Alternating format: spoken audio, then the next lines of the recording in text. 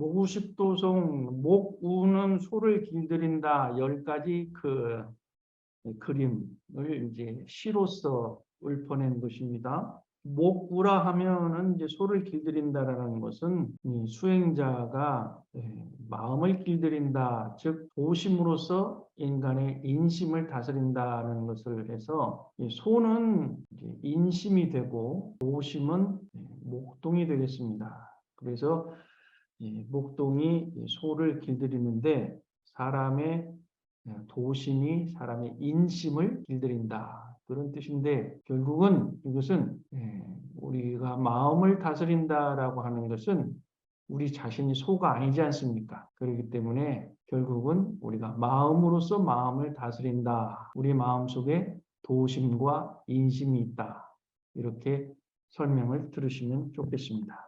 첫째는 이제 미목이죠, 미목. 미목은 이제 길들이기 전이다. 길들기 전이라고 하는 것은 마음 공부, 즉 자기 마음이 무엇이 어쩐지를 알지를 못하는 상태입니다. 그러니까 마음을 길들여야겠다라고 하는 생각조차도 없어가지고 마음대로 살고 마음대로 살면서 그 결과도 어찌할 수 없는 상태가 미목이 되겠습니다. 그래서 공부하기 전, 즉 수행하기 전, 입문하기 전에 무엇이 옳고 그른가를 도무지 구분도 못하고 또 분석도 하지도 않고 마음대로 행하고 마음대로 하지 않고 이것을 통해서 자기 마음과 육신이 엉망진창이 됨과 동시에 다른 밭을 해치는, 미친 소가 날뛰면 다른 밭을 곡식을 막 해치잖아요.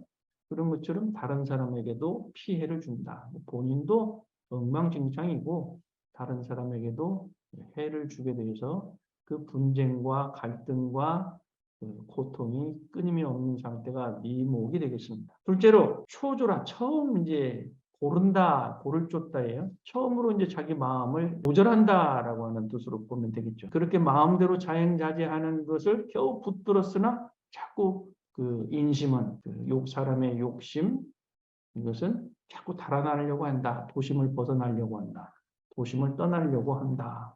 아무리 이제 법을 만났다 할지라도 그 법으로서 아직 절제가 안 된다. 조절이 안 된다. 그리고 그 사람을 이제 입문을 시켰어요. 도문에 들어오게 했어요. 또 도를 알려주었어요. 그럼에도 불구하고 아직도 전일의 습관 같은 것들이 있어서 도대체 자기의 망령된 생각이 떠나질 않고 또 법이 무엇이고 또 마가 무엇인지를 무엇이 옳고 그른지를 모르면서 계속 끌려다니고 있는 상태가 초조이다. 세 번째는 수제라. 받아들일 수제죠. 제어할 제예요. 그러니까 제어한다라고 하는 가르침인다라고 하는 것을 받아들인다고 하는 것은 이제 지도인의 뜻에 따라서 따르고 또 지도인의 가르침을 받들려고 하는 것이 수제 상태입니다. 그래서 조금은 이제 지도인의 가르침에 대해서 길들여 가지만 아직도 방심을 못한다. 지도인이 없으면 방심이 되는 거죠. 지도인이 이렇게 해라 저렇게 해라 하는 것을 따르긴 하는데 때로는 그 지도인의 가르침도 따르지 않고 그것을 아예 놓아버릴 수도 있는 그런 상태가 됩니다. 그래서 몸과 마음이 정법에 들어와서 길들이기는 시작을 하나 아직 모든 선을 행하고 모든 악을 제거하는 데에는 편안함이 없는 상태입니다. 왜 그러냐면 조금만 방심하면 종전의 습관이 나와버리기 때문에 그렇죠. 네 번째는 이제 회수라고 합니다. 이게 돌아볼 회, 돌아온다, 머리가 돌아온다라는 것은 이 소를 잘 보세요. 이 소의 고삐를 채웠기 때문에 잡아 끌면 머리가 휙 돌아오잖아요. 확실하게 제어를 하면은 정법에 회항을 한다. 아, 정법을 향해서 간다 그런 뜻입니다.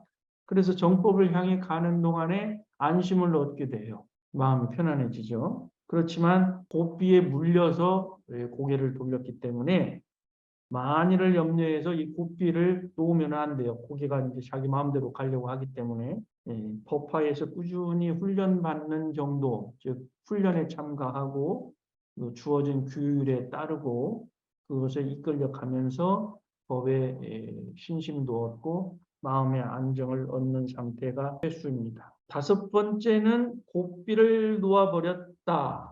순복이죠. 순자는 이제 길들여질 순자이고 복자는 이제 엎드릴 복, 조복받을 복이에요. 소로 말하자면 고삐를 꿰었다가 놓아버려요. 이제 고삐를 놓아버려. 고삐를 놓아버리면 굉장히 자유스럽죠. 자유스러운데 이제 전일의 습관처럼 인심이 주가 되는 게 아니라 고삐가 없어도 자기가 그 법에 순속되어 가지고 어느 정도 지도자가 알려주는 대로 그대로 이제 따라서 순수하게 오는 정도가 되겠죠.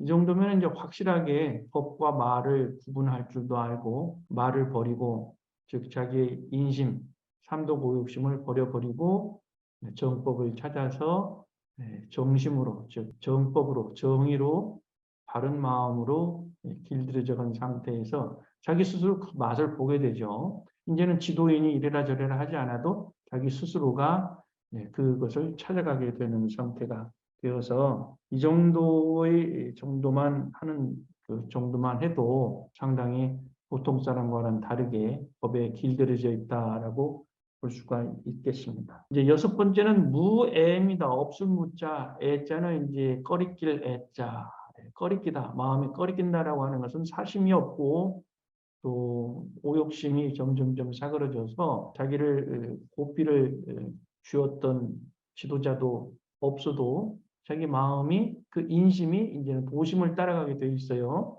뭐가 옳은 것을 알기 때문에 옳은 것을 행하고 있는 상태예요. 그래서 특별히 누가 지도하지 않아도 자동으로 이렇게 쭉 가는 듯한 그런 상태가 바로 이제 무해이다. 거리낌이 없다. 이것을 이제 모구십도성에서는 이제 손은 잠자고 목동은 일이 없다. 목동이라는 것은 이제 지도해 주는 사람이고 또 도심인데 특별히 이 도심으로서 자기를 이렇게 이끌어가는 것은 없게 되고 수수하게 손은 편안하게 잠을 잔다. 여기서 이제 손은 마음속이긴 한데 그 인심이라고 하는 것이 도심과 거의 일치가 되어 가지고 이제는 도심이 자기를 막 이끌고 그러지 않아도 된다. 그래요. 그래서 많은 경계들이 편안하고 법마상전에서 그 백전백승하고 또 법강항마위에 들어가서 자기의 그 대기사도 얻게 되고 큰 나쁜 일이나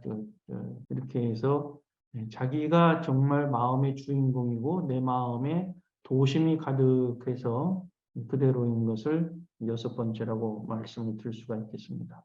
다음에 일곱 번째, 여덟 번째, 아홉 번째, 열 번째 더 설명드리도록 하겠습니다. 감사합니다.